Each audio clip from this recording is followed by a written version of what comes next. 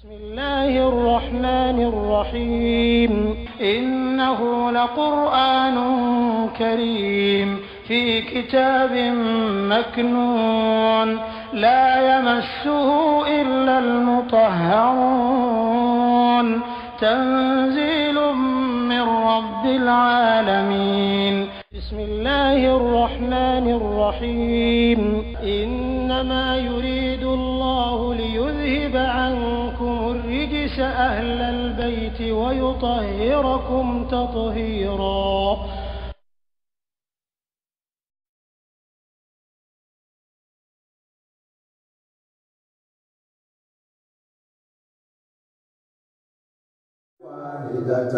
Kangretigu baba sallahu nga ogayada kera sababu ye oyo konfonyo ya fala utarana chilike annabiyina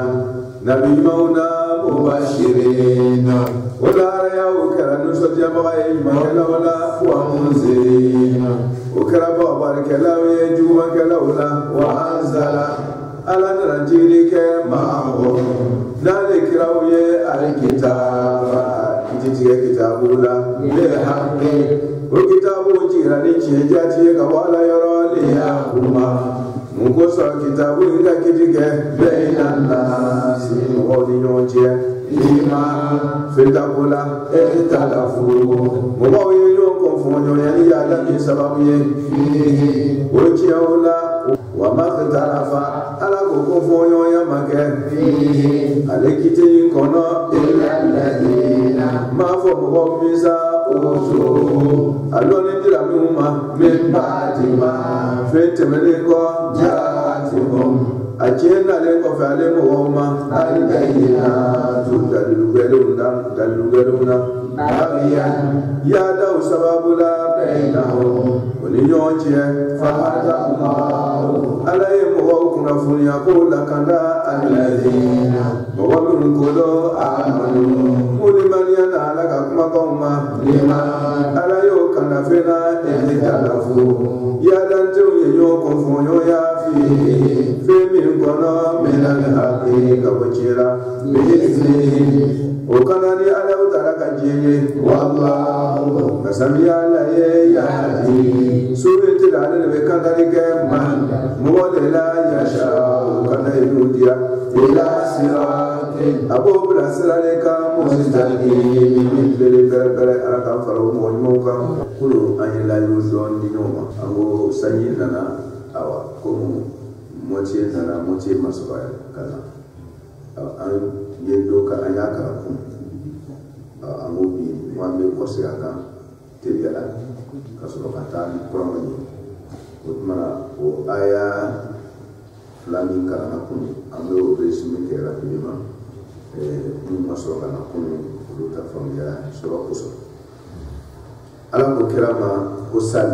ko ka ni kan ke bani Israila ko Islamon be voilà adaba do be sal bani Israil be kan ni kan ke bani Israil ko wakola amo kuma dole be muna ala ko ayatu lumna ko ya ayyuha alladhina amanu udkhulu fi silmi kafa kwambe ka do Islam ya ko Islam ya be ko angana do Islam ya yoro la ka yoro to parce que Islam ya miskala zarati abebe adabade ya kan yire kama jiye ko na ma nayi to taka to yi abina ka here yoro to yi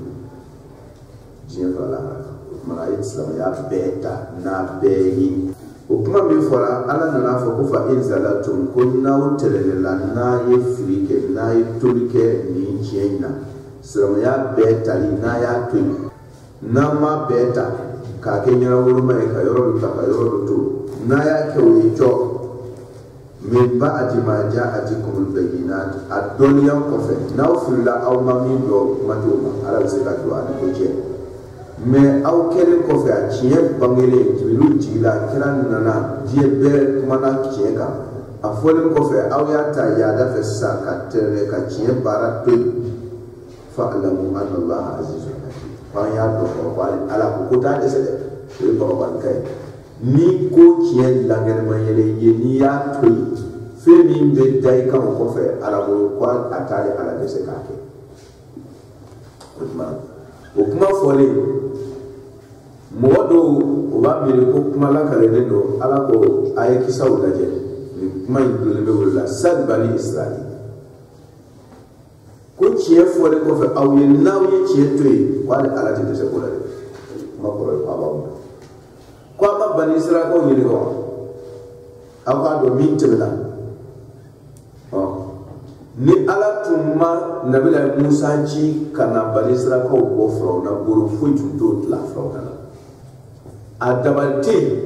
solution tunto buru ko yele la fro kana mune ka to o nana bani israil ko nana bla o jamata ko fro na buru mune ko sama o ya yada o ye nabila Yusufa min bushi afala jawo yada do ko ka ni yadala ka ala ku ikra minke ko ke a conséquence atita kida iko me tele flyer ko ke ko na bla Yusuf ko fa ko tele flyer ko dinge na conséquence mi wulaw halo turu masamo be ya ne ni ala ka nyina yere tuma na tuni ka na bla Musa ni bange ka bo jera ka ke sababu ka wo fro na bo fo do ko utman ala ko ni kiye bangi ni bankiela ako ale ala te se kimla na yimla fa ka na e pase hakimu kutma kunna mala kuma la bani israil ko yinka o ye ko fonyo ya ka yada ke ka ba ale ala ka chela min daro ka fa yi kutma sal bani israil kam atainahu min ayatin bayyina kutma hakika jojo le dilawo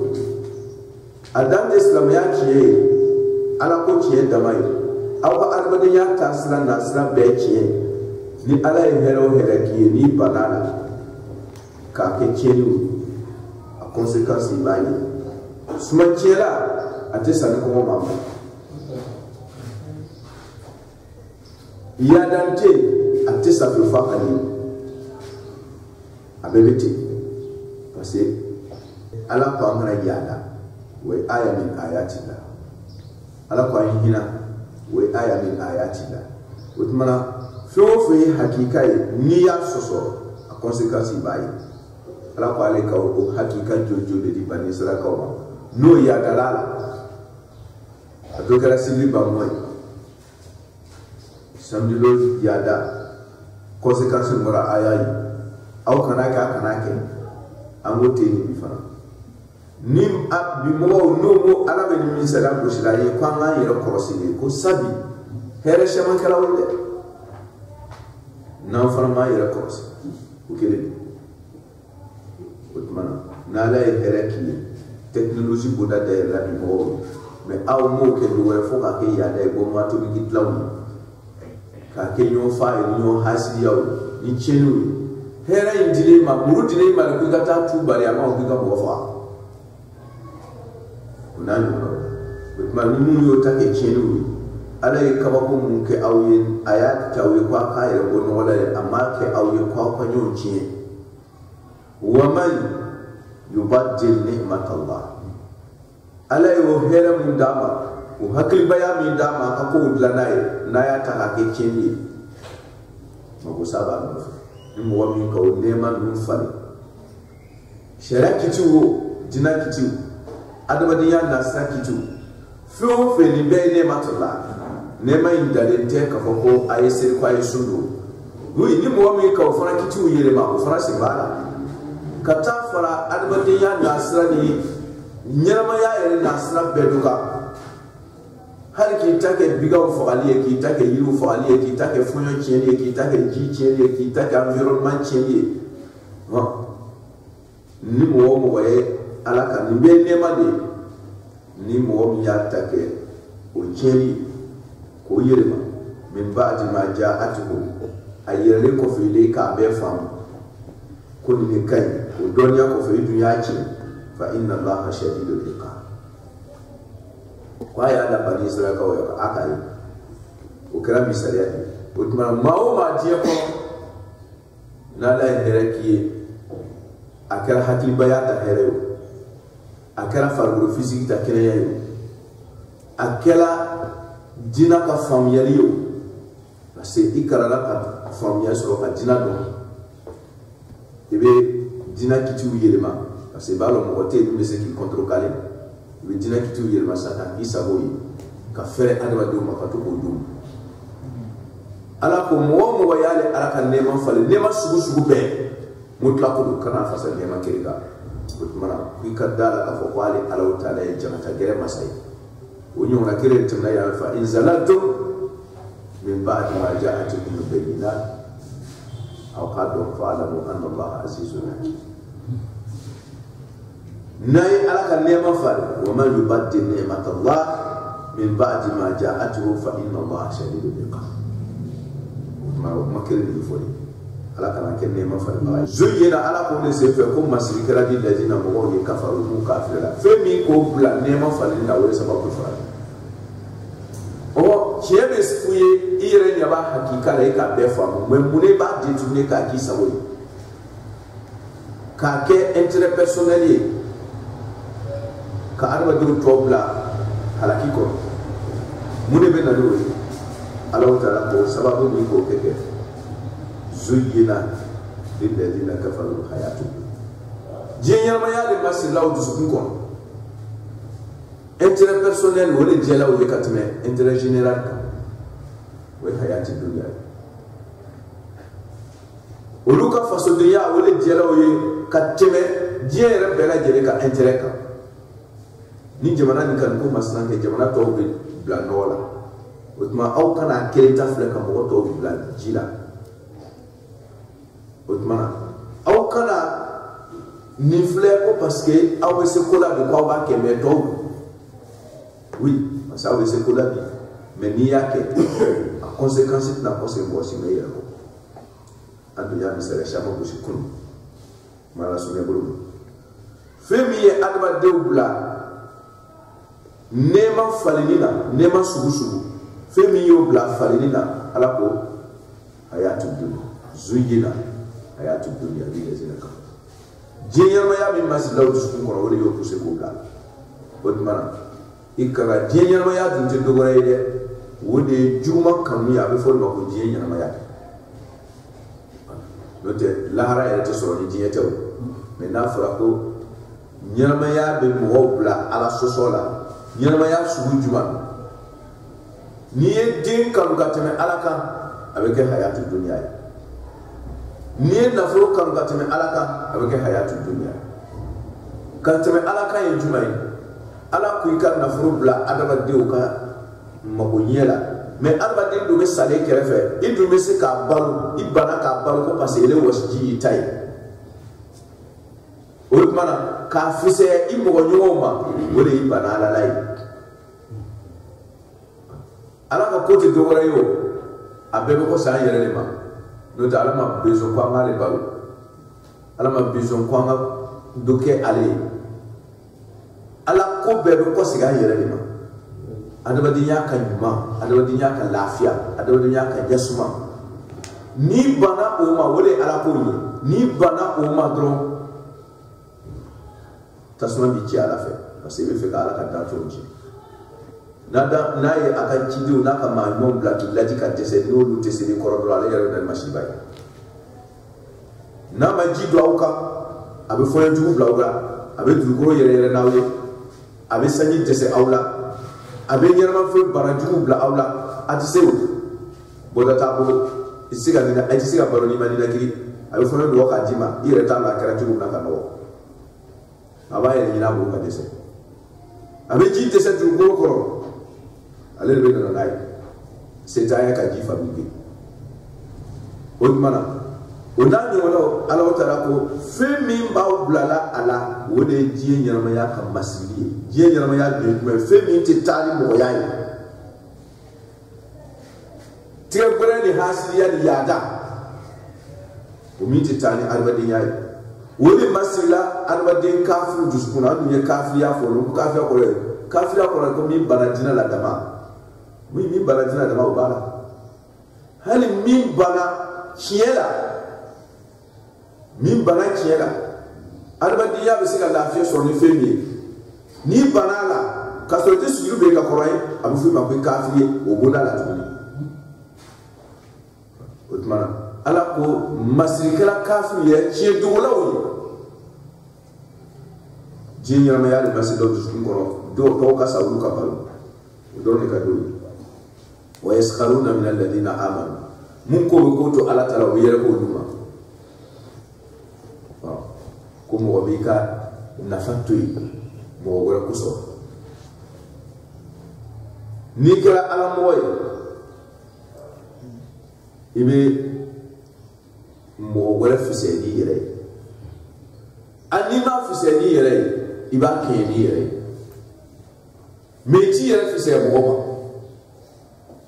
we arabade sobe be tatu hadi te islamai ni mo sobe iti yere fiseli mo ba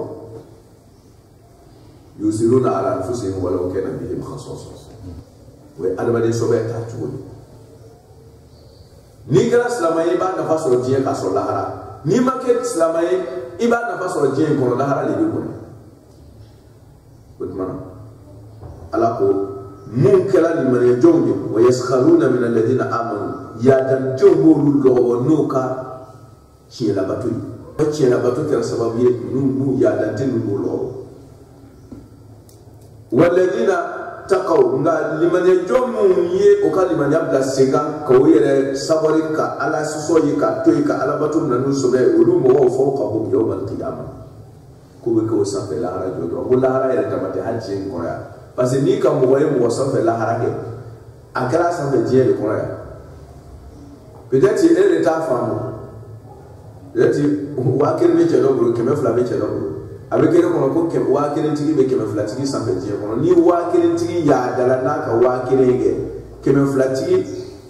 ka ala lɔ n'a ka 200 ye kɛ a bɛ 1000 tigi sanfɛ ka bi diɲɛ yɛrɛ kɔnɔ ya parce que ni be lafiya n'a ye e ka 200 b'i kun dɔ bɛ kɔngɔ la dɔrɔn e ka mɔgɔ bɔ ka d'o ma dɔ in ka 1000 b'a kun dɔ bɛ kɔngɔ la dɔrɔn hali dɔrɔmɛ ta m'a di e de 200 tigi min ye mɔgɔ b'i ta la k'a di ani 1000 tigi min ma sɔn ka hali dɔrɔmɛ ta yɛrɛ bɔ a ta la k'a di jɔn de bɛ jɔ sanfɛ diɲɛ yɛrɛ kɔnɔ o tuma kana k'i kɔnɔ k'a fɔ ko mɔgɔ min bɛ mɔgɔw sanfɛ lahara jɔ don ko diɲɛ kɔnɔ k'o ma kɛ mɔgɔ sanfɛ hali diɲɛ yɛrɛ kɔnɔ ya o kɛra o sanfɛ parce que lahara tɛ sɔrɔ ni diɲɛ tɛ ni ka mɔgɔ fɛrɛ de lahara ma fɛrɛ la diɲɛ de ma ya a ɲamalɔla diɲɛ de kɔnɔ ya mɔgɔ ɲamalɔba diɲɛ kɔnɔ ya lahara kɔni dɔw bɛ feere ka ɲamalɔbaliya kan ala ka ɲɔ ala ko walladina taqaw mu yo kan men yabla seka fawqahum yawm al-qiyamah sigata la lahara ko sanfɛ o bɛ no ye vis-à-vis la diɲɛ kɔrɔ ya ni ɲama yɛrɛ ta faamu ko ni malen jɔbe ala sɔsɔ ba sanfɛ diɲɛ kɔrɔ ya mais lahara kɔnɔ a bɛ kɛ tile le ye quoi voilà dimi bɛ bɔ mɔgɔw ɲɛ kan o b'a hakika faamu wallahu masami ala yarzuqu man yasha'u bi ghayri hisab ko ale ala ta'ala bɛ mɔgɔ hadiye ni ko in na min donna da fɛ yarzuqu man yasha ni ne hadiye min jɛ ala b'a d'o ma awa n'a ye jɛ fana fasa ni hadiye ala b'a di mɔgɔ min ka ala diya jɔn de ka ala diya mɔgɔ min ye ala ka sira taama o de ka ala diya o la an ko bi ghayri hisabi an ka fasa ni kɔrɔ saba ye ala n'a ye hɛrɛ k'i ye ni min sɔnna ka ko to ala ta la ka adamadenya kɔrɔsi ka mɔgɔya kɔrɔsi ka ɲɛnama fɛnw ka hakɛw d'o ma ka jɔ o jɔyɔrɔ la ka tiɲɛni dabila ka yaada dabila ala ko ale b'o kɛ olu ye ko yarzuqu man yasha'u bi ghayri hisab ko ale a b'u ka diɲɛ ɲɛbolo k'o ka lahara ɲɛbolo ɲɛ cogo la o ma sigi ni min ye o de ye bi ghayri hisab bi ghayri hisab i ma min kɛ a b'o de d'i ma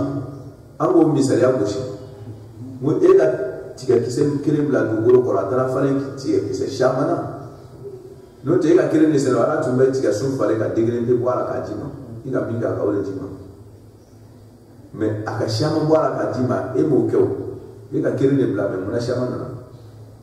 o tuma na ala ko n'aw y'a kɔnɔ ka ko taama cogo la ko tɔ ale ta la diɲɛ in kɔnɔ yan a b'aw sɔn a ma sigi ni sɔnni min ye kuma tɛ lahara ta ma o ye bi ghayri hisab kɔrɔ kɛ a bɛ a kɔrɔ dɔ wɛrɛ ye a b'i sɔn ati nyingama bigayre sa ati kitinai na farko an ko uhasibuka bi kitinai kinyinga kisege ala ko ati nyingama bigayre sa e bigayre sa bi fana dantemina akoro do rewo ala ba di ma dantala ka foko chelo nga shama di me mamike mais peut-être avec là-bas ako bigayre sa sans limite na ya to ala tala die ko ba dama ka dama fo ka dama ayere be sala to imo de ni to masama be ba to ko fe aw ka die be nya woro do be na ko fe olu yere ma olu yere be be bara ne mana na ye bara imanki utma bigayre sa be fasara no ko so ba ala ka fama be madam utma ala ko kenan nas fama la jawa ko mune da ni chemi abin Allah sai da adoy zuyina lil lazina kafaru hayatud dunya jinyar maya masjid sukuna we be na be dole da drama to ni ko ya jajem da kenan nasu ummatan wahida mu ko tun kala jama'u kirli ka ummatu abara kalmatu ummula ummatu be fasadi ko shamai antana do mesene sembela sayro do be na ko fe wa dhakara ba'da ummati ba'da ummati yani ba'da zamani mai ummatu na bi ma'ana zaman ummatu akoro kasha ummatu kuma bara kalmatu ummuna ba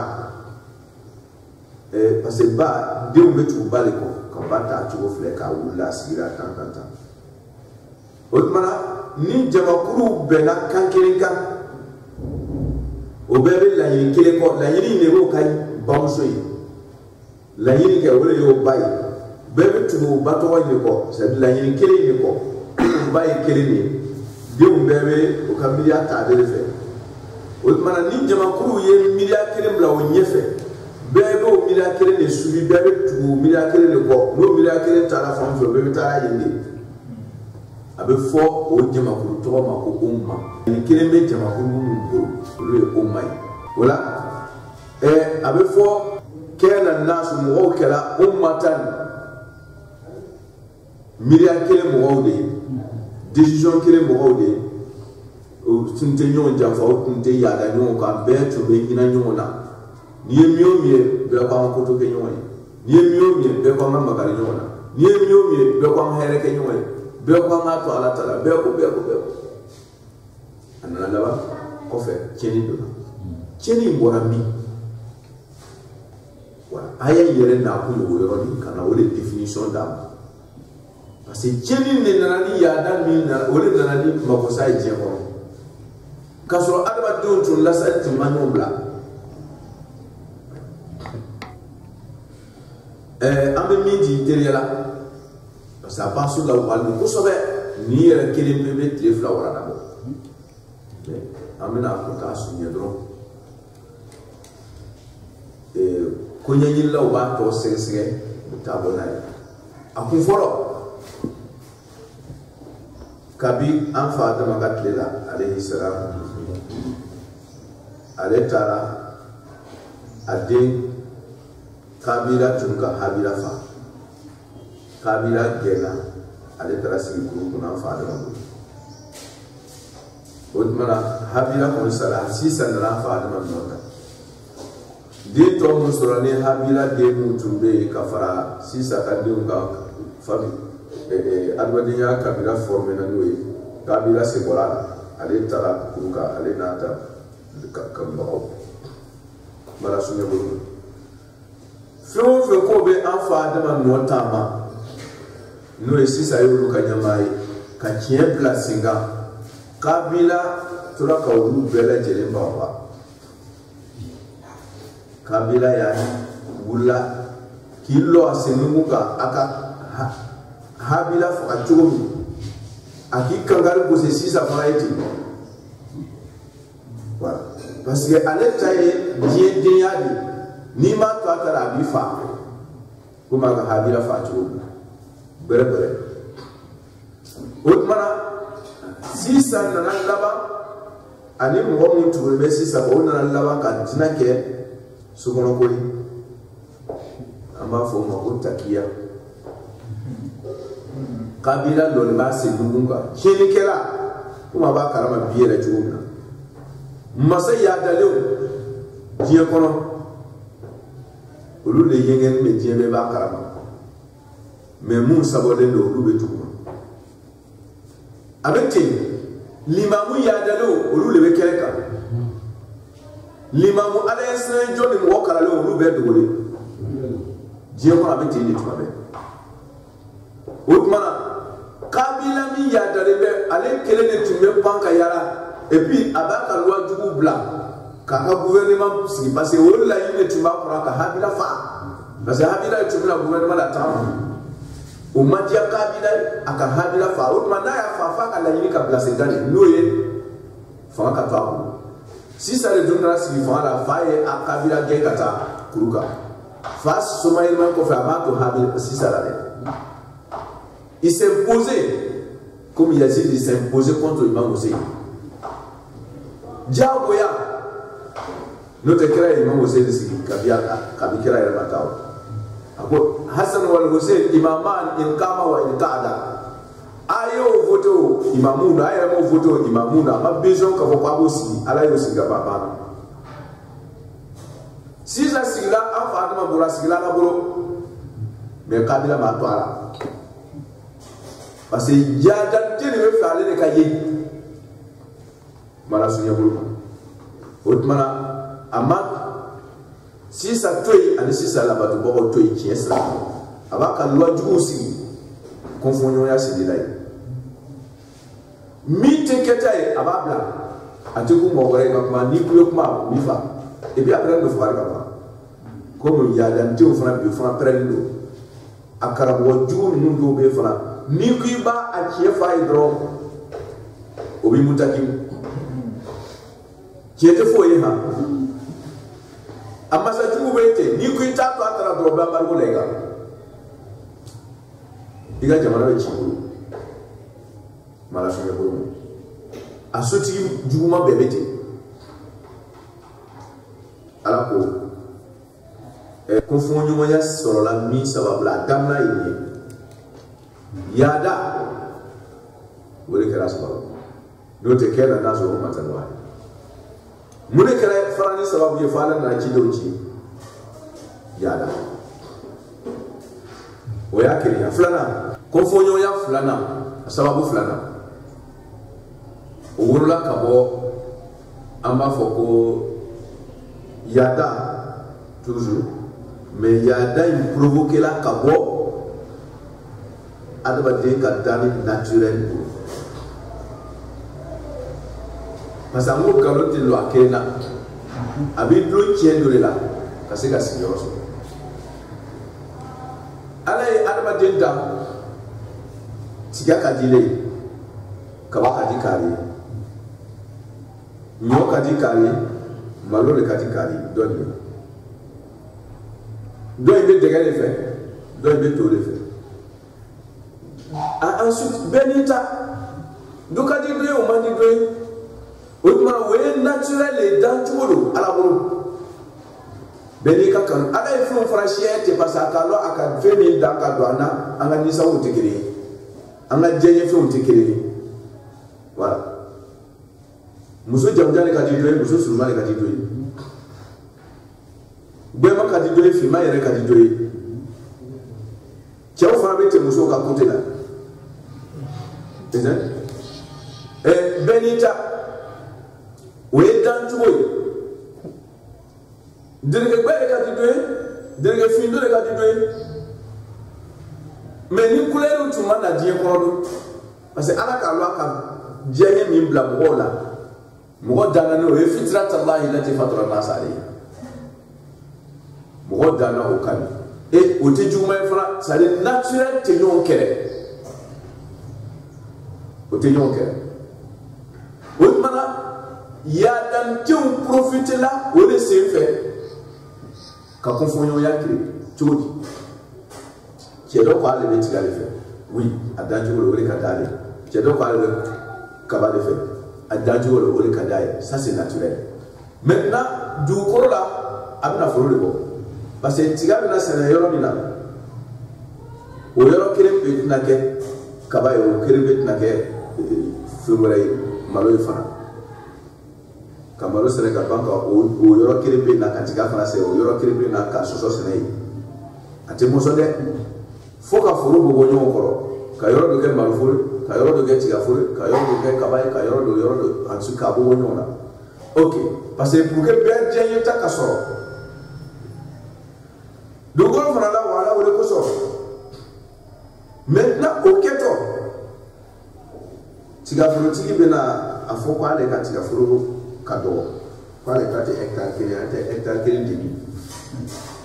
maro tigi bena fo pare ta hectare sa so tigi bena fo pare ta witi finalité kere bena do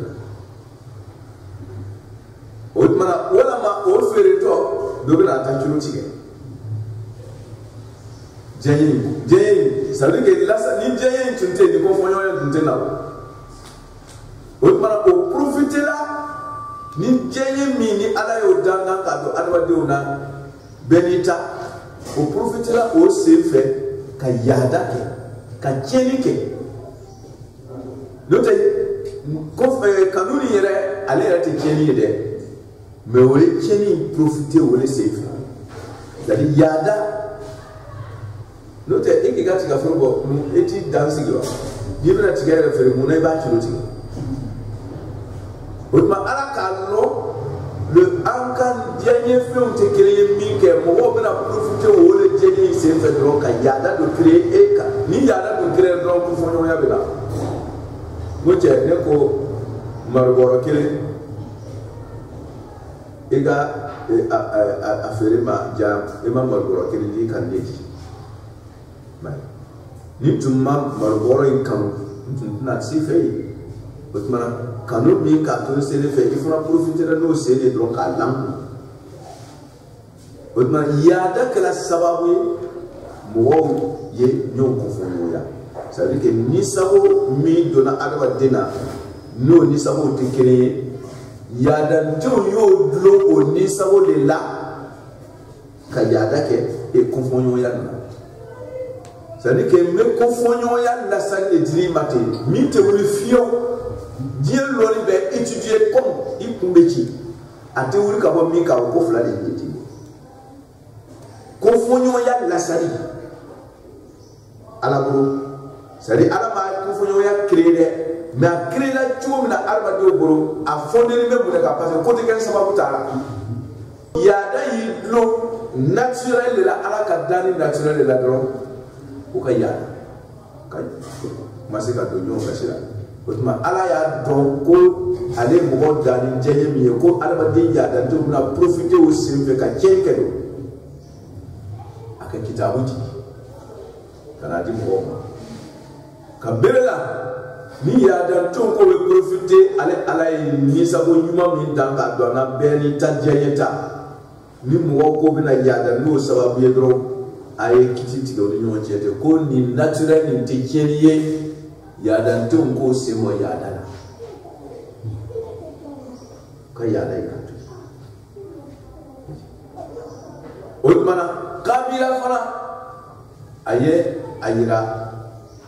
hasi sala kafoko nunu akana tukudu nuko kitabu tira olu fana ni sabo bi chietigo bi yada tu bi obe feka profiter ni chien sababu ko kaya la blasinga ala ko fengerite tuna kitabu baburu ala mo baburu si sabe kitabu bi mara sunno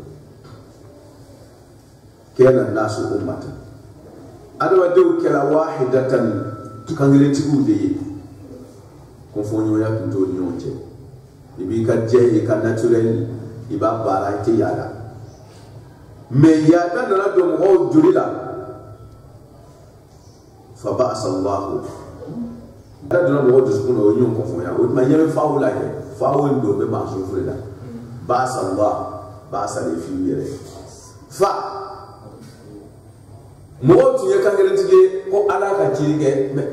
o ci bet me taburu kere ka ala e kiriye ambe yuma yake ambe chiefo ambe kutonyo ntala ambe sawari ambe nyon debe mo ba ci kira wona mo ketu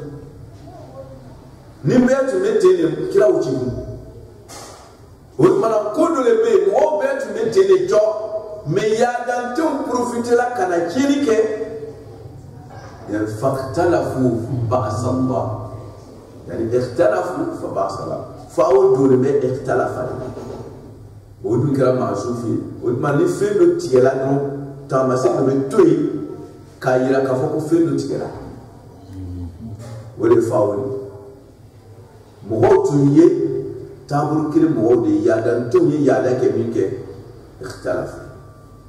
o yo ko fu ya no ya da sababi fa ba sallallahu nabi mo ci la ko so mubashirin kana mo no so dia ko e to kala sarika jeyete na ni kerei aywa wa munziri kado juma kero fana baba kero na juma kero baba ko ayi ada dabla wa anzala ala najiri ke ma'hum do kidewi alkitaba kitabula qabala ala yoro ala te mo wasifa so support ka mo wasifa so be ala tanfi ala sawa'i mi ko ala bo de no te danina ala sawa'i ay be dankiri mi ko ay abofise ala ye kitabu jigi ni afra ko ala ye kitabu jigi no ma ala te mo nyafle ka kitabu jigi ala be kitabu jigi be ni tola o ma lo kitabu mana ka ba kana fo ko kare de koti halika jonkele ala ka kitabu kana ka profi so amale ni ka jonke ko makante ala ni kana kiti tiga bayi la jade abe kiti tiga la ka o mi yoro o de la mi ko ga gere dron kiti tigala yere ka ke mo koroni mo tleni aka so kititi me na le bandi le chiefo chiete tade o dictateur ya ni ere ti so ga mi e ti so ga chiemi bara ko mo to ko bara o mana chiem boyo e bo le daje ala makana awa mi yere ba fori kana fo papa so kana fo ko demesen kana fo ko ale mo korobai kwante no lu katlika amati mo batlika de kiyete ko abada kiyete de misayala kiyete muso yala kiyete kirala kiyebe bara sur tous les plans ale de nyelike jila fonyola dugorola fambe ni kiyama bara fembe bike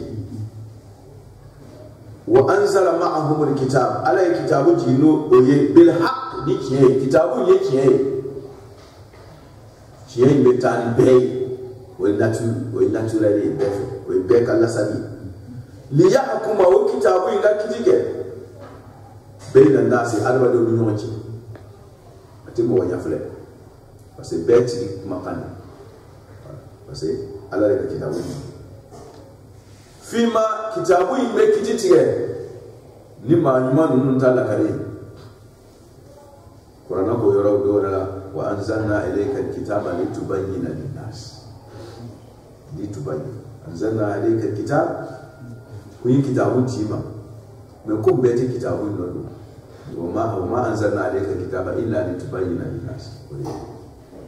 kuma kitabu jika jima do fuka bangi bodi utma kila ta bangi ni amna so warada madure se kuma babi sabi ke ko ni kila te ko se kitabu nya ko warada ko ko ni kala mo te mo kan ni ke Qur'ana ka mo passe que ala ka me ha ya fo ba de Qur'ana na abe fam utma kitabu ko ni ala tay be jure ba nya fo awi betanya fo boy بالحق ليحكم كتابه إن لك أنا كتير بين الناس أدوى الدنيا بالحق بين الناس فيما فينا اختلفوا مغوي يوم كفونيو يا لي يادامي سبابي وكان مغوي كتابه إن كتير مغوي يوم فيه ويجينا وكفونيو يا ميكرا يوم كتابه إن لك أنا كي ويجينا دي أم وما اختلف على دنكو أيافلة كم مغوي ما يوم بلا فيه وحقيقينا كيف من جلوا مني موينون سوساكا أنا بدي يان ناتورال بدي مغود ناناي أنا بدي يان لاسال بدي مغود ناناي فين ده لاسال بدي مغود نانوي وما يوم بلا ولا إلا الذين أوتوه فالو نيجي لهم سألي كيلو كيني كلا جيه كنا أبلا سألي كرامو وما اختلف فيه إلا الذين أوتوه أسألي كيف فهم يلي جرامو ما ولو ليه كيه نكاي والله مو يي كيلو كيه ولو ليه كيه بوكان وكا جينيني كوجا كوفونيو كوانا فاكابو ولو ليه فونيو تاكا كين كدايتو نوتي فونيو نومالي على بيسكا فونيو نيا كينجو mu réchauffement climatique jone jamana jumano be banana ko ni mai ni mai a solution be traduire ba ko ayi ni ke wori ba to amination so jone banbara adomo mu ko ti kien kere kien do ba ko ko na do ko ti mu ko si ti kien kere kien do ba ko adomo ni ba no c'est vrai, allez là-bas, vous pouvez. Allez, vous pouvez, madame. Ni qui est yoro, ni kadina fara ni yoro, dina doma ou les dina fara. Nous te mis à l'eau, avec ça, de dina comme kadina qui est nous. Le peuple ne connaît pas. Avec qui sera sur la taille alors. Comme on va doma les pour toi. Attilo, il coule la lèvre, la tibia la talo. Il s'est mis la talo. Mais moi, je suis là, avec les voitures. Et voilà. Ni moi, je suis pour un caractère femme. Ou le nia y est pour la maya qui est là, ou sababu. Nia y est pour dire qui est fait au fait yamil bamboro. A hakika, nous y a femme ou nous. Nous t'avons pas. Na étienne yoro aya do bawo ye ayo ala do bawo sese c'est là-bas tout le fond de wora yi alako wa makhtalafa fihi illa allazina utuhu mo shima nyombla kiyenka fa do ba adonia dinanuma olu de asoso ko fi unka tu boy min ba'di ma ja'atuhum al-bayyinat a kiye bangelen ko fe oye ka doko ni tukuro ni kayde weta kele wuro yoro tola dron ka se ka dominique jani mo ko ba karam ibe kele wete yoro la e o ka étude ke ka ko pétrole de dukuro ko bien sanu de yoro na do be kele wita jamani do ko sinora do jara ka tla nyo kele la do o ye shama jani na maya adomba wu Confirme, allez à ma soeur là. Allez mon collègue. Alors que moi aussi à Domba ou quoi. Autrement, ni à Domba et hier comme ça. Moi on va bien faire. Mais à Tieba ou yo de yé, à Nieba ou yo de yé. Autrement hier comme ça.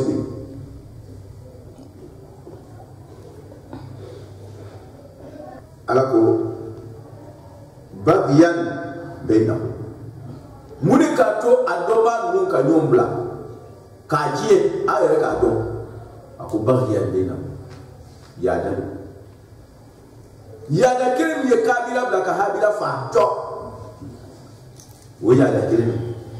Bebe fe kake le mubai kabe akiri dam Odo Note amasomo Ala mo fla be kunguru kirika Baby mozo ka dante no mais e kreme fe ka damuta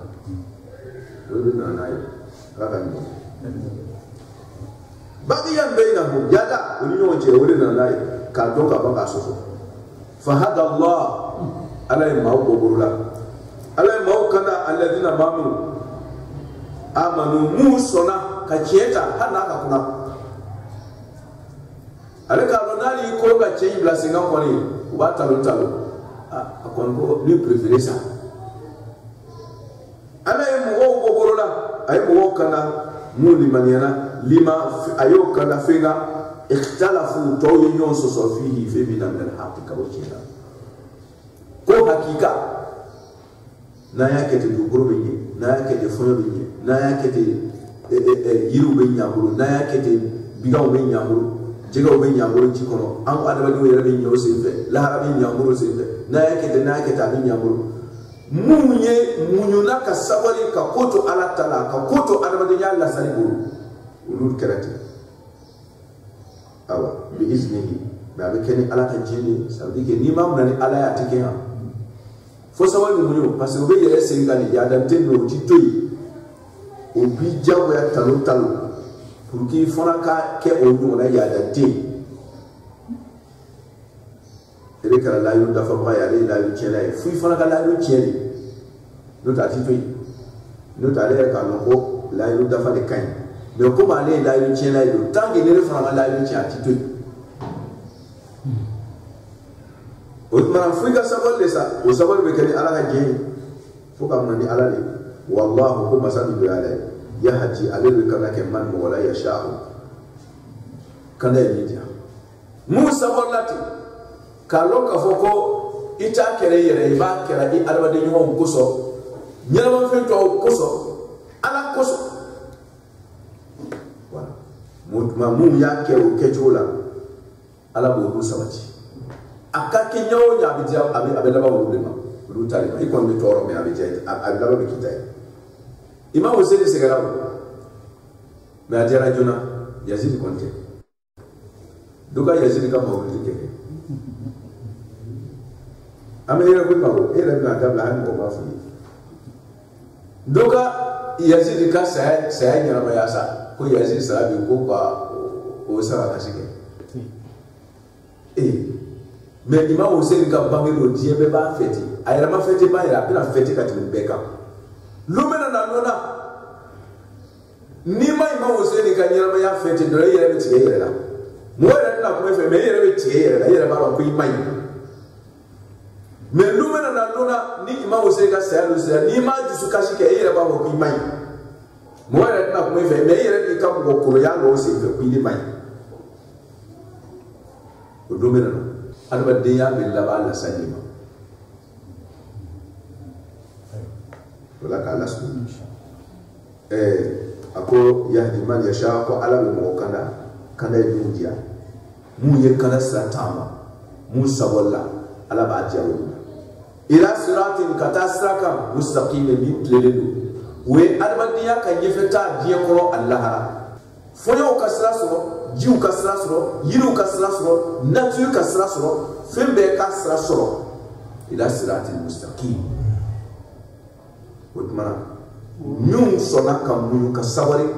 ka yadatu ko lasari da tama ala bena aburu do ko lu to la